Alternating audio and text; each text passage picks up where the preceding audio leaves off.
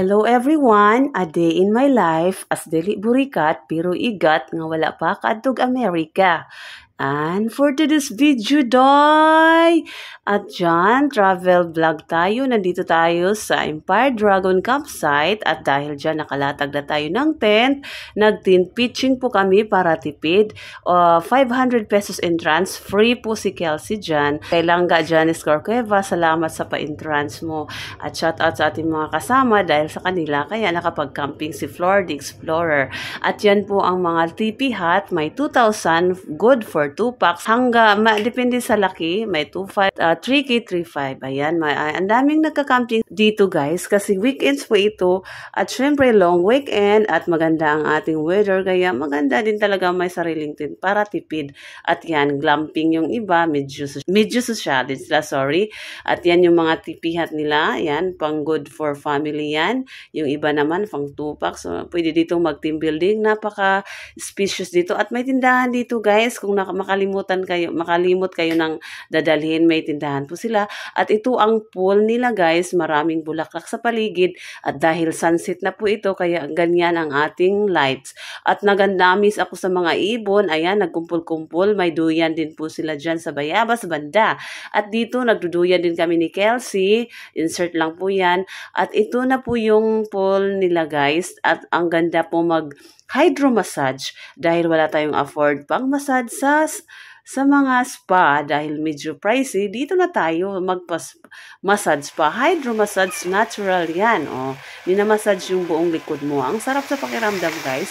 Ito ang kuha natin. Galing po yan sa Batis yun. Kaya ganyan ang pool nila. Ang enjoy na enjoy si Kelsey dyan. Napaka-aesthetic ang view guys.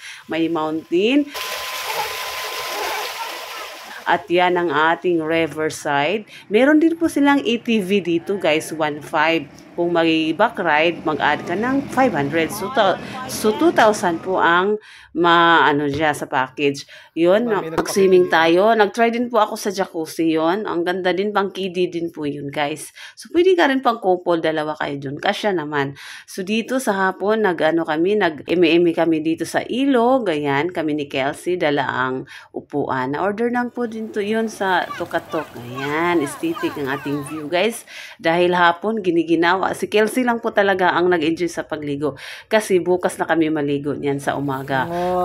Bago mag-budol fights. Abangan niyo po sa next vlog na ito. Ito muna ang ating ipakita. Yung river. Hapon maraming naligo dito guys. Kasi weekends at maganda ang weather. Advice ko lang po, pag tag-ulan, huwag kayong pumunta dito ha. Maganda pag maaraw. At saka syempre mag-PPM muna kayo or i-chat nyo muna ang camping site na pupuntahan kung passable po ba siya sa tao or sasakyan.